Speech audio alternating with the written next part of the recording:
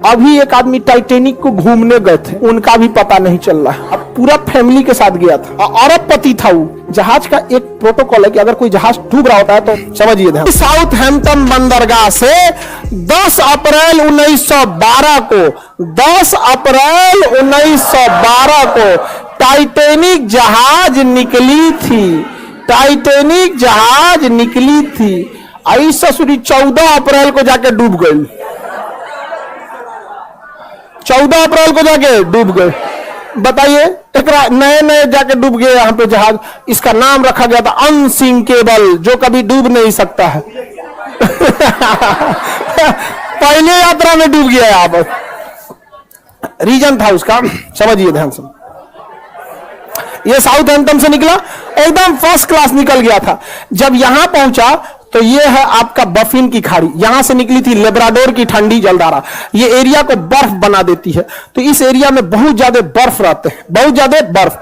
इसे यहां के कैप्टन थे टाइटेनिक के, विलियम मडोक। इन्हें वार्निंग दिया गया था कि बर्फ बहुत ज्यादा है, संभल के चलिएगा। तो जिसने वार्निंग दिया था ना, उनसे इनका स्टूडेंट लाइफ में थोड़ा सा नहीं होता है ईगो पे, अनसिंकेबल, धाए दे लेके चल दिए। मौसम धुंधला था, उस समय रडार नहीं हुआ करते थे। रडार ना होने की वजह से विजुअल अप्रोच करना पड़ता था, दूरबीन से देखना पड़ता था कहीं बर्फ तो नहीं है। अचानक से इन लोग को धुंधला धुंधला दिखा, देखा ध्यान से कि बाप रे बाप, बर्फ है। बर्फ बर्फ की खासियत है, जितना दिखता है उससे 9 गुना नीचे होता है। बर्फ का दिखने वाला भाग 1/10 और अंदर रहता है 9/10, यानी 10 भाग में 1 भाग दिखता है और 10 भाग में 9 भाग अंदर है। अब इनको ससुरा 3 मंजिला इतना बर्फ का चट्टान दिखा, तो 27 मंजिला नीचे होगा। और इस ससुरा तूने अभी वार्निंग दे रहा है कि टर्न मारो, टर्न टर्न मारो। टर्न मारते मारते मारते कितना इतना बड़ा आते इतना स्पीड में था कि टर्न मारा। और जब वो वार्निंग दिया तो कुछ देर बाद वहां सुना सब इंजन के पास शांति से घूम रहा था। अनसिंकेबल है हम यहाँ पे जाके लड़ा, अब पेंदिए फाड़ दिया उसका, पेंदी फाड़ दिया उसका। टाइटेनिक में हो गया सुराख। टाइटेनिक जहाज इतना जल्दी नहीं डूबेगी। कोई पानी वाली जहाज डूबने में कम से कम 7-8 घंटा लगाती है। एगो कटोरा तो नहीं डुबा के देखिए ना टब में, भागेगा इधर उधर। एगो पानी बोतल, एगो 5 लीटर का गैलन खोल दीजिएगा, उसको डुबाइएगा, देखिए जल्दी नहीं डूबेगा। एक आध मिनट तो भी ले लेगा। दिक्कत क्या हुआ, तो डूबने लगा। ये कैप्टन को लग गया विलियम मडोक को कि तो गया अनसिंकेबल, गलो अनसिंकेबल गया। उसने कहा कि इवैक्यूएट, खाली कराया जाए। क्या किया जाए, खाली। तो जितने बिजनेस क्लास वाले थे, अमीर लोग, जिनका किराया लाख रुपया था, उनको पहले लाइफ बोट में भरा गया। जिस लाइफ बोट की क्षमता 20 आदमी की थी, उसमें 2 आदमी को भेजा गया, 3 आदमी। अमीरों को दिक्कत ना हो। लेकिन हमेशा याद रखिएगा, रेडी फॉर वर्स्ट कंडीशन।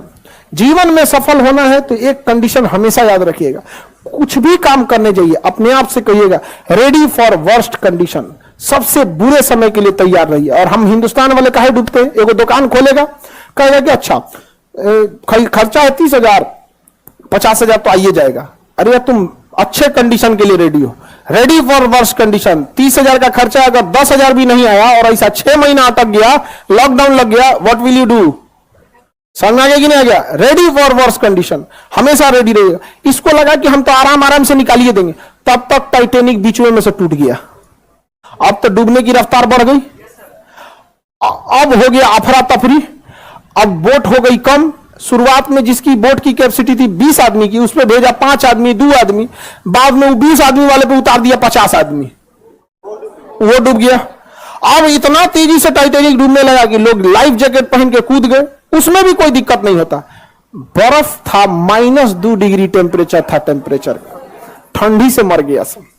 ऐसे पानी में कूद जाते लाइफ जैकेट पहन के तो कोई दिक्कत नहीं था। बड़ी मछलियां ऊपर नहीं आती हैं, बड़ी मछली नीचे अपना ताम झाम करते रहते हैं। वो बड़ी मछली ऊपर काहे आने वाली है, ऊपर ज्यादा कूदती है, डॉल्फिन, वेल मछली। तो वेल मछली हम लोग को खाइए नहीं पाएगी, उसका मुंह इतना बड़ा नहीं होता, घोटने वाला मुंह छोटा होता है, ऐसे मुंह बड़ा होता है। जैसे इतना लोग हैं, लोग ना इस लाइन के एक बार में खा जाएगी वो, लेकिन घोट नहीं पाएगी, इतना बड़का मुंह खोलती है। घोट, अब हम ही लोग हैं, इतना मुंह में भर लेते हैं, क्या हड़ाक घोट पाते हैं?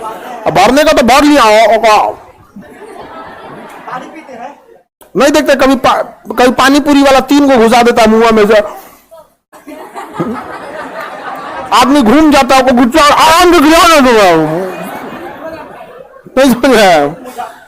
तो आधा आदमी ठंडा मार दिया, तो कुछ ही आदमी को बचाया जा सका, जबकि सबको बचाया जा सकता था। डूब गया अनसिंकेबल। जहाज का एक प्रोटोकॉल है कि अगर कोई जहाज डूब रहा होता है तो रॉकेट फ्लेयर छोड़ता है, रॉकेट छोड़ता है, मतलब वो सिग्नल है, रात में सिग्नल है, दिन में तो हॉर्न मारता है, अब रात में सिग्नल। बगल से एक ब्राजील का जहाज गुजर रहा था, लगभग 80 से 100 किलोमीटर की दूरी पे था, गुजर रहा है। उसको लगा कि लोग पार्टी मना रहे हैं, रॉकेट छोड़ के पार्टी मना रहे हैं, छोड़ के चल दिया वहां पे। टाइटेनिक की कहानी खत्म। अभी एक आदमी टाइटेनिक को घूमने गए थे कि देखे कहां डूबल है, उनका भी पता नहीं चल रहा। अब पूरा फैमिली के साथ गया था, अरबपति था वो। छोट मोट का तो छोट मोट आदमी घूमने के नाम पे ननिहाल चल जाता, नहीं समझा? और कौन चीज आएगा वहां। अरबपति तो गए थे टाइटेनिक देखे, जा टाइटेनिक देखने, बहुत खतरनाक है यहाँ पे टाइटेनिक जहाज, एक से एक रहता, कई जहाज गई। इसी में कोस्टा कॉन्कॉर्डिया एक जहाज था जो यहां पे था इंग्लैंड के पास, वो भी डूब गया। कोस्टा कॉन्कॉर्डिया, कोस्टा कॉन्कॉर्डिया बहुत बड़ा जहाज था, टाइटेनिक से भी बड़ा।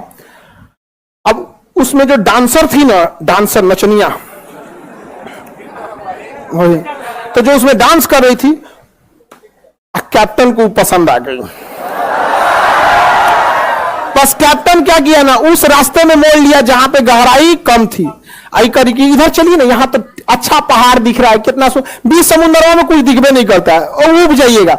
हवाई जहाज में हाइट पे जाने का उब जाए, कुछ नहीं दिख रहा है, इधर भी नीला, उधर उधर, नीचे कुछ दिखबे नहीं करेगा, बादल आ चुका रहेगा, उब जाएगा। अरे यार क्या लेके चला है, अब उतार दो। शुरुआत में ठीक लगता है कि दिखता है, अरे घर, स्टेडियम, अरे बाप रे बाप, कटोरा कौन चीज है, तो फुटबॉल का मैदान है, समझ में आ गया कि नहीं आ गया? अब यही सब समझ में आता है।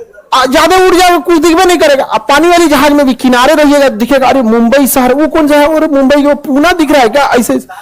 अब बीचों में घुस जाएंगे तो कुछ नहीं, ऊपर आसमान, नीचे पानी, चारों ओर वही, कुछ पता नहीं चले। तो उस नचनिया के थोड़ा मोड़ लो मोड़ लो मोड़ लो, तो साइड में ले गया, साइड में गहराई कम होता, ले आके पेदिया लड़ा दिया, अब पेदिया फट गया, जहाज हो गई, पलट गई। सारे लोग, इतना करोड़ों का लॉस हुआ जिसका कोई हद नहीं। कप्तान को हो गया जेल। कप्तान को क्या हो गया? इसलिए इससे क्या सीखे आप?